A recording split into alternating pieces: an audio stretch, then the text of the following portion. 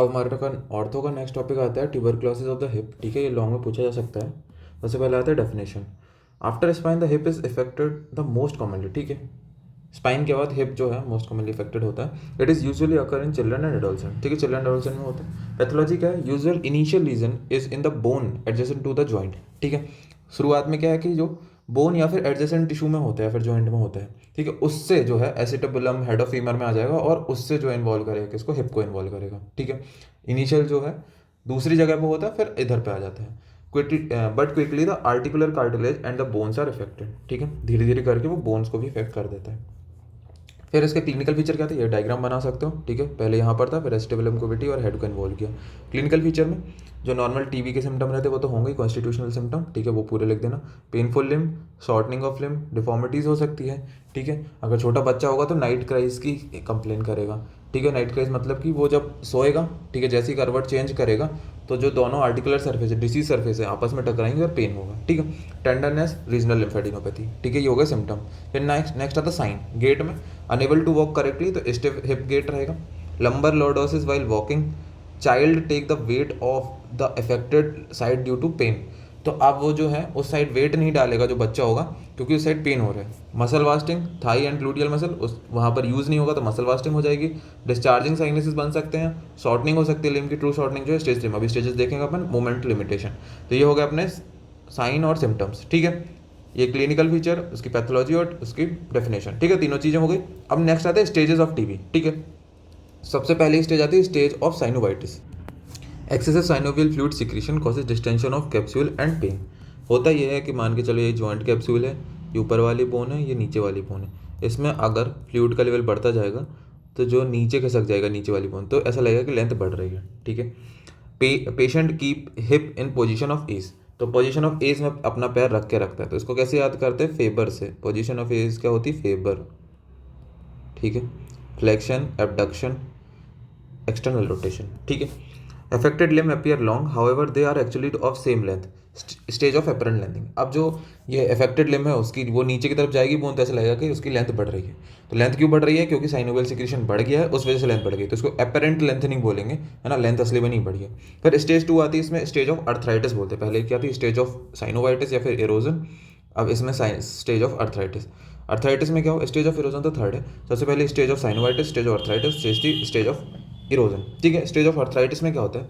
जो powerful muscle है around hip, वो सारी उनका स्पाजम हो जाता है, तो वो सब पूरी बोन को ऊपर की तरफ खींच लेंगे। As the flexor and adductors are stronger muscle, hip takes attitude of flexion, adduction, internal rotation. ठीक है, उसमें कैसा एटीट्यूड आता है? Flexion, adduction, internal rotation. ठीक है, फादिर आ गया। अब ये क्या, इसको कैसे याद करते हैं? फादिर। उसको क्या किया था? फेबर, इसको फादर। पोजीशन ऑफ एज तो फेबर ही होती, कहीं भी पोजीशन ऑफ एज बोले तो फादर, फेबर। ठीक है, फिर स्टेज 2 में स्टेज ऑफ अर्थराइटिस, जो भी मसल थी उनमें स्पाजम हुआ, पूरी जो बोन है ऊपर की तरफ खिंच जाएगी। Affected limb appear shorter, however there is no true shortening. तो ये मसल के स्पाजम की वजह से शॉर्टनिंग हुई है, असली में शॉर्टनिंग नहीं हुई है। जैसी मसल रिलैक्स होंगी वो नीचे आ जाएगा। ठीक है, स्टेज 1 में क्या? स्टेज ऑफ साइनोवाइटिस, बहुत सारा साइनोवियल फ्लूइड निकला, उसकी वजह से जो जॉइंट कैविटी है उसमें बड़ी हुई जॉइंट कैविटी और नीचे चली गई बोन, तो अपरेंट लेंथनिंग हो गई। इसमें क्या हुआ कि पावरफुल मसल ने खींच लिया तो ऊपर की चली गई बोन, तो इसमें शॉर्टनिंग हो गई। ये भी ट्रू शॉर्टनिंग नहीं है। फिर नेक्स्ट आता है स्टेज 3, स्टेज ऑफ इरोजन। इसमें जो कार्टिलेज है चारों तरफ, एसिटाबुलम की चारों तरफ, वो पूरा डिस्ट्रॉय हो जाएगा। ठीक है, आर्टिकुलर कार्टिलेज पूरा डिस्ट्रॉय हो गया। हिप का भी डिसलोकेशन हो गया। इसमें भी एटीट्यूड क्या अपना फादर ही है।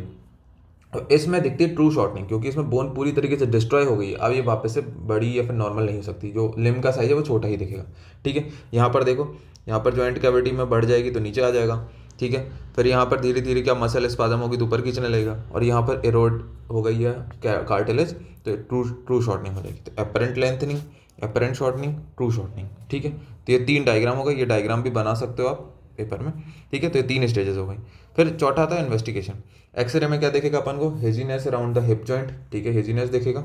अर्लियर साइन होता है, देखो हिप जॉइंट के चारों तरफ हेजीनेस दिख रहा है। ठीक है, lytic lesion, reduction of joint spaces, irregular outline of articular ends, wandering acetabulum पेसल एंड मोटर डिफॉर्मिटी दिख सकती है, जो हेड ऑफ फीमर है वो फ्रीली मूव करेगा एसिटाबुलम में, तो उसको क्या बोलते हैं, पेसल एंड मोटर डिफॉर्मिटी। ठीक है, तो एक्सरे में फाइंडिंग लिख देना। फिर ट्रीटमेंट में दोनों ट्रीटमेंट है, कंजर्वेटिव भी ऑपरेटिव भी। कंजर्वेटिव में एटीटी देंगे, रेस्ट करने को बोलेंगे, और इमोबिलाइजेशन। ठीक है, फिर उसके बाद आता है ऑपरेटिव ट्रीटमेंट में। तो सबसे पहला आता है ज्वाइंट डिब्राइडमेंट। तो joint open using posterior approach.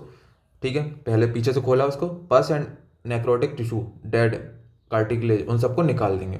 Cavity in the acetabulum are curetted, जो कैविटी बनी उसमें एसिटाबुलम में उसको क्यूरेट करेंगे। Joint washed through the saline, traction given, mobilized after healing. ठीक है, उसको ट्रैक्शन देते हैं और बंद कर देते हैं कैविटी को।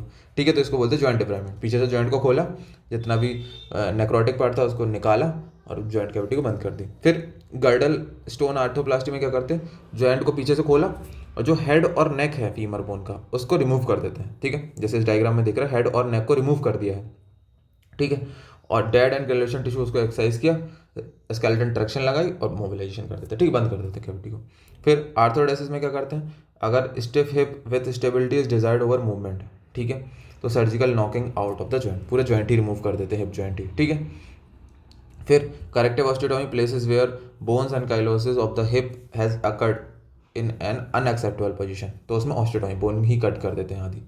फिर टोटल हिप रिप्लेसमेंट भी कर सकते हैं कि अगर पूरे ही हिप रिप्लेसमेंट हो गया, अब इसे करेक्ट नहीं कर सकते अपन ऑस्टियोटॉमी या आर्थोडेसिस करके, तो अपन पूरा हिप जॉइंट ही रिप्लेस कर देते हैं, acetabulum as well as humerus का ऊपर वाला साइड। ठीक है, तो ये था उसका ट्रीटमेंट।